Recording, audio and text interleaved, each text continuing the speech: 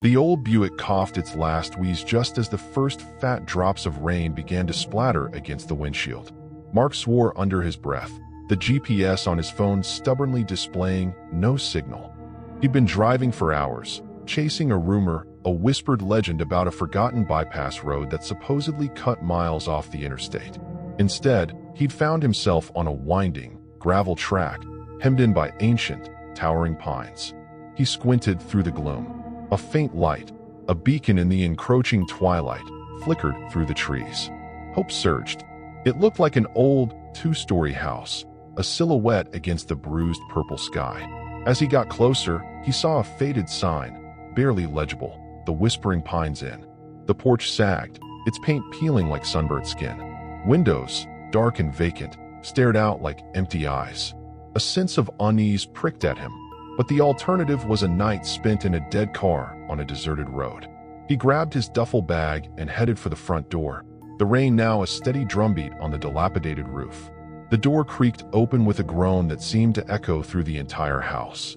Inside, a single, bare bulb hung from the ceiling, casting long, dancing shadows. Dust motes swirled in the dim light, and the air hung heavy with the scent of mildew and something else, something cold and metallic, like old iron and damp earth. "Hello," Mark called out, his voice sounding thin and reedy in the oppressive silence. A figure emerged from the deeper shadows at the end of a long hallway. She was an old woman, her face a roadmap of wrinkles, her eyes surprisingly bright and piercing beneath a tangle of white hair. She wore a simple, dark dress that seemed to blend into the gloom. "Come in, dearie," she said, her voice a raspy whisper, like dry leaves skittering across pavement. "Didn't think we'd have company tonight. Storm's brewing." She introduced herself as Alara, the innkeeper. The inn, she explained, had seen better days. Very few travelers ventured this way anymore. Mark explained his predicament, and she nodded slowly, her gaze lingering on him a moment too long.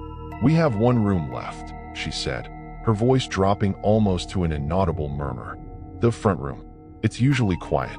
The room was on the second floor, at the end of another long, shadowy corridor. It was sparsely furnished, a narrow bed with a patchwork quilt, a rickety wooden dresser, and a small, cracked mirror. A single window looked out onto the dark, whispering pines. As Mark unpacked, a chill permeated the air, despite the stuffiness. He shivered, attributing it to the old house and the impending storm. He tried the light switch, but nothing happened. Alara had given him an old, flickering oil lamp, its weak glow doing little to dispel the shadows that clung to the corners of the room. He lay on the bed, listening to the rain hammer against the window panes and the mournful sigh of the wind through the pines. He must have drifted off, because he awoke with a jolt.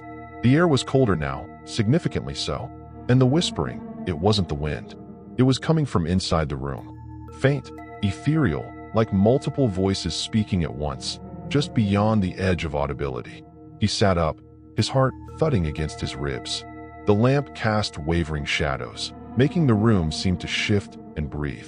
He strained his ears, trying to decipher the sounds. It was like a chorus of hushed laments, a symphony of sorrow. Then he saw it, a faint, shimmering outline in the corner of the room, near the dresser. It was translucent, like heat haze, but undeniably human in form. As he watched, another appeared beside it, then another. 3 indistinct figures, swirling like mist, their forms barely perceptible. A cold dread seeped into his bones, colder than the air in the room.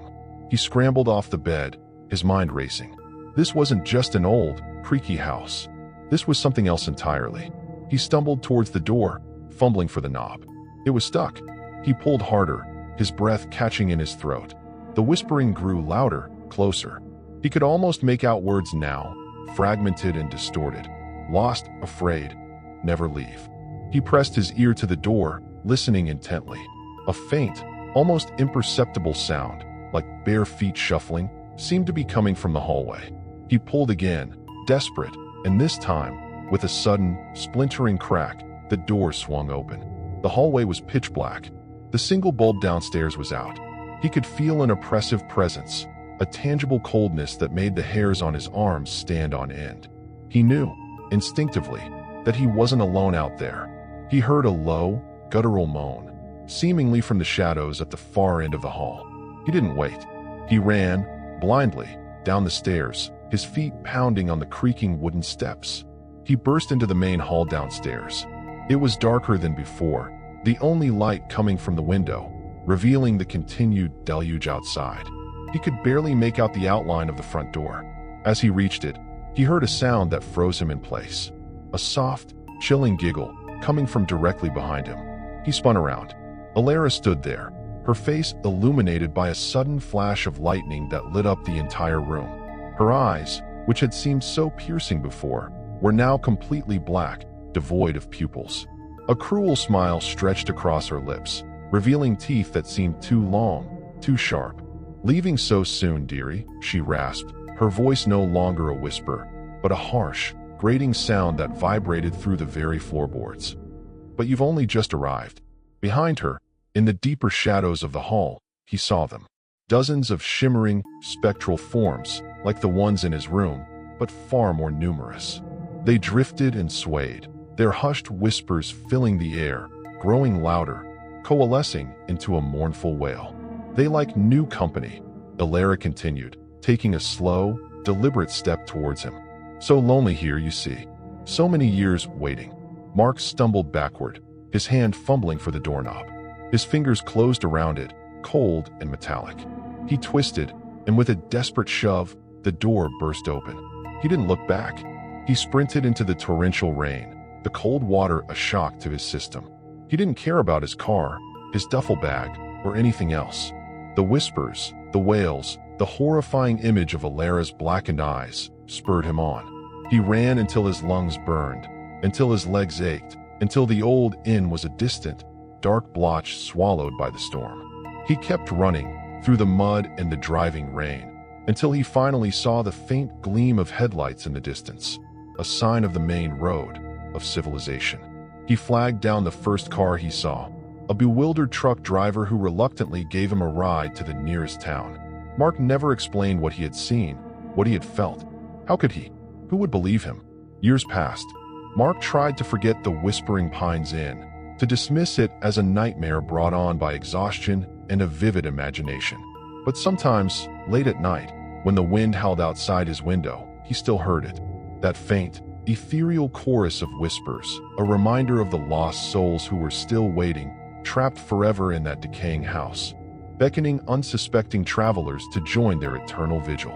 And he knew, with a certainty that chilled him to the bone, that Alara, the innkeeper with the black eyes, was still there, tending to her mournful guests, forever welcoming new company to the Whispering Pines Inn.